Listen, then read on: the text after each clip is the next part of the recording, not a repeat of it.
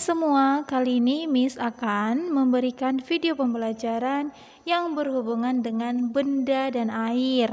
Nah, kalian pasti penasaran dengan gambar yang Miss tampilkan di sini kan?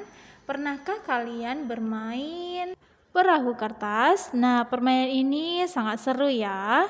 Nah, tapi jika kita perhatikan sebuah perahu kertas yang kita taruh di atas permukaan air, maka dia akan mengapung. Nah, jika kamu mengambil si perahu kertas tersebut dari air, maka kita akan melihat bahwa bagian bawah dari perahu kertas akan basah. Ya, karena apa? Karena ternyata perahu kertas itu dapat menyerap air. Nah, itulah yang akan kita pelajari dalam video ini. Kita akan mengamati apa yang terjadi pada kertas dan benda lain ketika terkena air. Apakah benda tersebut akan menyerap air? Atau apakah benda tersebut akan mengapung atau tenggelam? Kita akan cari tahu dalam video ini. Jadi Miss berharap kalian boleh siapkan notebook juga penanya saat menonton video ini. Jadi saat nanti kalian ingin mencatat hal-hal penting yang ada dalamnya lebih gampang. Oke? Nah, yang pertama kita akan bahas benda-benda yang menyerap air. Nah, kalian tahu spons kan? Yang biasa spons tersebut digunakan mama untuk mencuci piring ya. Nah, kalian juga tahu uang logam? Nah, jika kalian punya benda ini, si spons dan uang logam, coba nanti kalian mencelupkan spons dan uang logam ke dalam wadah atau tempat atau ember atau baskom yang berisi air. Apakah yang akan terjadi pada kedua benda tersebut? Apakah dia akan menyerap air atau tidak dapat menyerap air? Oke, nanti kalau kalian sudah mencoba kegiatan tersebut, boleh kalian cantumkan jawaban dari pertanyaan Miss di kolom komentar ya. Oke, kemudian kita di sini akan membahas benda yang terbuat dari serat. Tahukah kalian serat?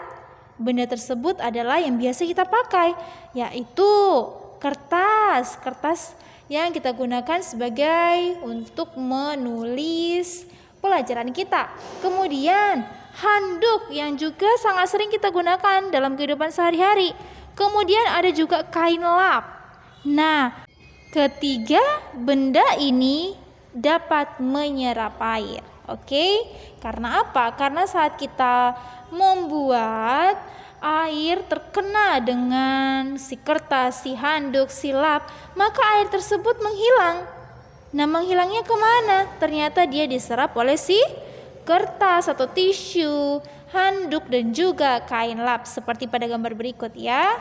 Oke, kemudian di sini juga ada beberapa benda lain yang terbuat dari kayu. Kalau tadi terbuat dari serat ya, ini terbuat dari kayu seperti si meja kayu ini, si sendok kayu, dan juga pesawat mainan dari kayu dan semua jenis benda yang terbuat dari kayu juga dapat menyerap air. Oke, kalian ingat ya? Oke, nah setelah kita mempelajari contoh benda-benda yang dapat menyerap air, sekarang kita beralih ke berbagai benda yang tidak dapat menyerap air, berarti sebaliknya ya. Nah, jadi Miss, benda-benda yang tidak menyerap air seperti apa saja? Nah, ini dia, ada kaca, plastik, karet, itu tidak dapat menyerap air. Kalian juga boleh buktikan nanti kalau kalian punya karet atau botol plastik atau plastik bekas cemilan kamu atau kelereng ya, boleh kalian masukkan jadi ke dalam wadah berisi air. Mungkin kasih botol plastik dapat menyerap airnya. Ayo kalian buktikan nanti ya. Oke, nah di sini Miss akan berikan kuis. Di sini ada 6 gambar, ada handuk, kantong kertas, karet gelang, gelas plastik, kelereng, dan kursi. Coba keenam benda ini, yang manakah dia yang tidak dapat menyerap air dan yang mana yang mampu menyerap air? Kalian boleh cantumkan jawaban kalian di kolom komentar, oke?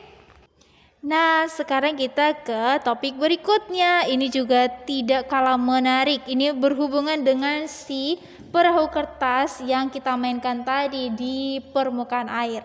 Jadi kita akan bahas berbagai benda yang terapung atau tenggelam. Kalian pernah mendengar kata terapung dan tenggelam? Oke. Ketika kamu mungkin pernah menjatuhkan benda-benda ke dalam air, nah, tapi mengapa sebagian benda ternyata ada yang mengapung dan sebagian lagi ada yang tenggelam? Nah, ternyata ini perlu kita ketahui bahwa suatu benda itu dapat mengapung karena ada pengaruh massa jenis. Kalian tahu apa itu massa jenis? Massa jenis itu berarti berat atau ukuran dari benda yang kita masukkan ke dalam air. Oke.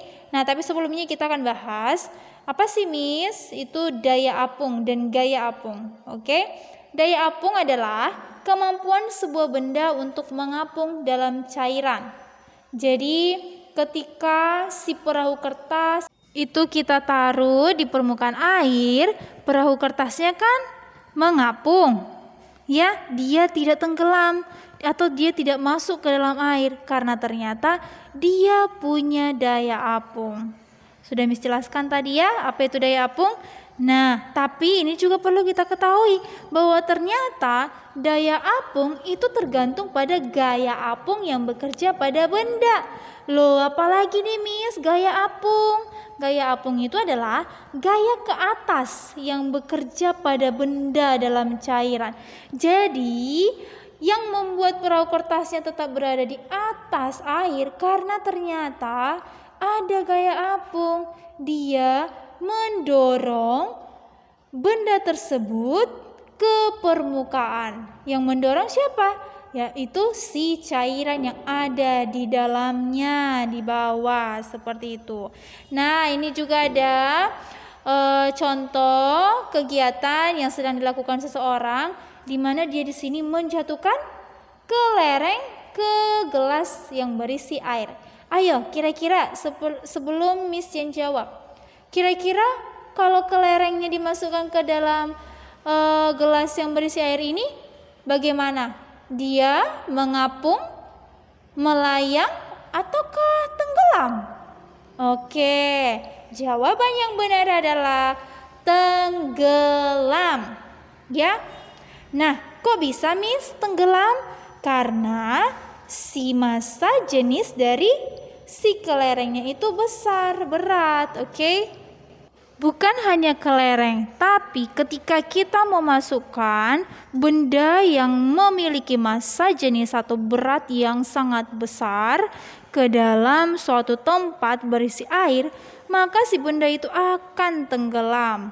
Batu, kelereng, atau benda-benda yang berat lah, pasti dia akan tenggelam. Tenggelam itu, dia tepat di dasar permukaan dari wadahnya ya.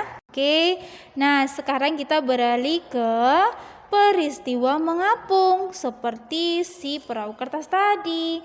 Yang membuat si perahu kertas di sini mengapung karena ternyata massa jenis atau berat si perahu kertas itu cukup ringan, lebih ringan dari massa jenis si cairan yang berada di wadahnya.